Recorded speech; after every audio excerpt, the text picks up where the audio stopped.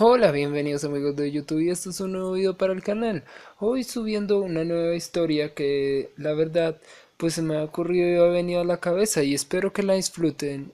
El nombre de esta historia es The History of the Fear. Y bueno, esta nueva historia va a tener pedazos relativamente similares al Battle Royale. También pues va a tener algunas armas y piezas de esos ciertos juegos, pero la verdad pues va a ser un poco distinto en cierto punto. Entonces espero que lo disfruten. Comencemos. ¿Qué es estar solo en este mundo? La soledad se define como un término de absoluto y total abandono, sin nadie con quien hablar, sin nadie con quien estar. Simplemente eres tú y se preguntarán por qué esta pequeña niña está en las calles, por qué está tomando agua de una fuente que pudo salir de la lluvia o de canales de las casas sucias. Se preguntarán también por qué está sola, por qué camina sin compañía de sus familiares o sus padres o alguien responsable que la ayude. La verdad, ni siquiera tiene hogar al cual volver. Ella tiene que dormir en la basura. De hecho, más que todo es como si fuera un vagabundo. Simplemente todos los días tiene que llegar a ese mismo lugar y acostarse ahí. No tiene a sus padres, ni a nadie quien la ayude, ni que le dé de comer, ni que le dé una mano, ni siquiera quien le diga todos los días cuando se levante: te quiero, eres lo más especial que tengo, eres mi niña preciosa, o cualquier otro halago que haría que se sintiera especial por ser hija o familiar de alguien. Y les voy a contar ese pedazo de por qué ella está sola antes de continuar con la historia como es, retrocediendo en este caso. Sus padres iban camino a pagar una deuda que tenían con el banco, ya que esto era de los impuestos. Iban a embargar la casa y los iban a dejar sin nada. Ellos tenían cuidado al conducir, ya que en una ocasión su hija se había golpeado contra las sillas de adelante. Entonces, ella tenía puesta 2 cinturones de seguridad a través de su cuerpo mientras dormía. Pero sus padres peleaban, ya que la esposa del matrimonio se sentía decepcionada de que su esposo no pagara eso. Ella le decía que siempre tenía que estar en la cantina o gastando su dinero en licor y cosas innecesarias. No se daban de cuenta de lo que pasaba a su alrededor.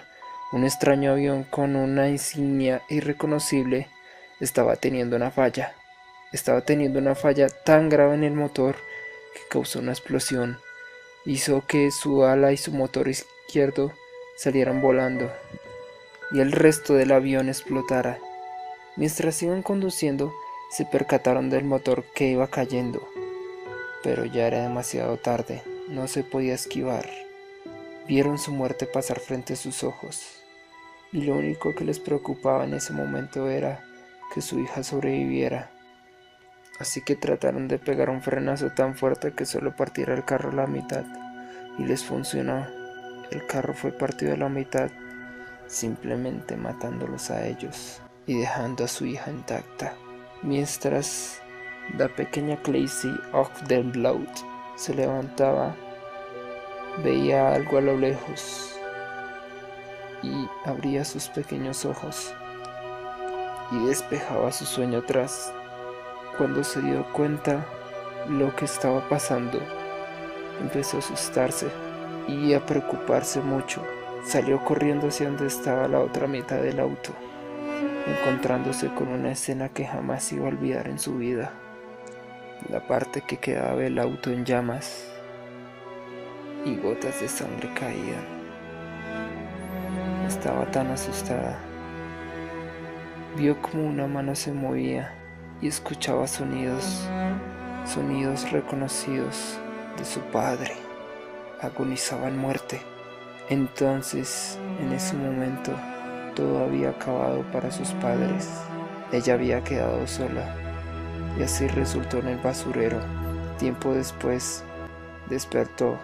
Así es, todo simplemente era un sueño y recuerdos vagos de sus padres muriendo. Ella todos los días tenía que enfrentar esas pesadillas. Todos los días tenía que ver a sus padres morir, sintiéndose ligeramente culpable por lo que había pasado, ya que en parte, si no hubiera gastado tanto en sus paseos y estudios, sus padres seguirían vivos.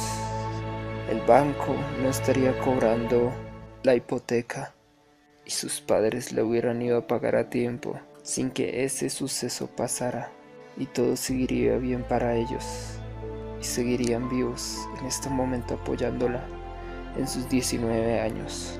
Cuando estaba pensando en lo que pasó, una limusina pegó un frenazo en seco y de ahí empezaron a bajar hombres vestidos de negro, portando extrañas armas, diciendo que cerraran el perímetro, que no dejaran que nadie viera esto y que si lo vieran, que les hicieran olvidar todo.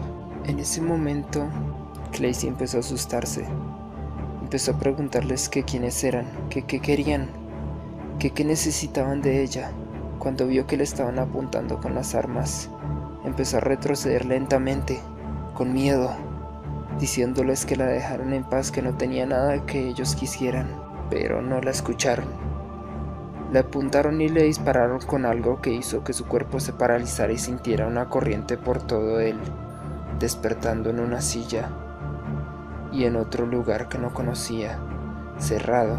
Empezó a escuchar chasquidos y un hombre, parado frente a ella, le dijo que esto no era un lugar para dormir, esto no es un hotel pago, esto no es un lugar para que ella se sintiera cómoda. Entonces ella empezó a preguntar que dónde estaba, que a dónde la habían llevado, que qué era este sitio, que quién era él. Él le respondió con lo siguiente: simplemente tú debes olvidar todo, no eres nadie, nadie te conoce, tú no significas nada, el nombre que se otorgará a ti será 626 y así te reconocerán. No tienes familia, no tienes a nadie a quien recordar, y todo lo que viste acá lo mantendrás en secreto, o ya verás las consecuencias de lo que pasa si no obedeces. Claycy empezó a preguntar que qué pasaba si no obedecía, que por qué tenía que hacerlo, que nadie la obligaría a hacer algo que no quisiera. Entonces empezó a sonreír, diciendo: esperaba que dijeras eso. Un choque eléctrico tan fuerte, pero no letal para su cuerpo, que le hacía sentir dolor en todos los lados. Y el hombre empezó a señalarla, diciéndole: tienes que obedecer, entiende, no estoy en una guardería para cuidar niños. Tú eres una herramienta del gobierno y vas a obedecer todo lo que se te diga. ¿Entendido? Tienes que hacer caso, o si no la tortura continuará. Claycy le dijo simplemente que se pudriera, que no le iba a hacer caso, que podía hacer lo que quisiera, pero no iba a obedecer, que no iba a trabajar para alguien o ser una herramienta de alguien sin saber para qué. Entonces empezó a recibir más choques y más choques eléctricos seguidos. El hombre se cansó y levantó su mano, asentando, llamando a alguien: Coronel Kreiser. El hombre se fue y dejó a la Coronel Kreiser. En ese momento se acercó a Claycy y le dijo: mira, niña, no es para juegos. Debes obedecer o si no voy a matarte en el intento de que obedezcas. ¿Entendido? La coronel clavó un cuchillo en su pierna, haciéndola gritar, golpeándole después el rostro, pateando su cara consecutivamente. Y no le bastaba con solo golpearla en la cara con patadas, también le daba golpes, a tal nivel de que casi le desfigura. Cuando se cansó de golpearla, la arrastraba del cabello, hablando con su jefe superior, y la botó al piso. En ese momento, él empezó a hablar y le dijo: ¿quién eres? Claycy respondió: nadie. ¿Alguien te conoce? No. ¿Sabes algo de lo que acabas de ver o de dónde estamos? No. ¿Cómo te llamas? 626. ¿Para quién trabajas? Aún no lo sé. ¿Tienes familia o algo? No lo recuerdo. Si yo te diera una orden en este momento, ¿la obedecerías? Sí, señor. Ese hombre cogió su rostro y le decía: bien hecho. Eres una perra del gobierno. Sin darse de cuenta, un hombre atrás de ella estaba listo para golpearla con lo que menos esperaba: una sartén. No la mató, pero la noqueó en ese instante. Y el hombre habló diciendo: John, hermano mío, tus métodos son algo infantiles.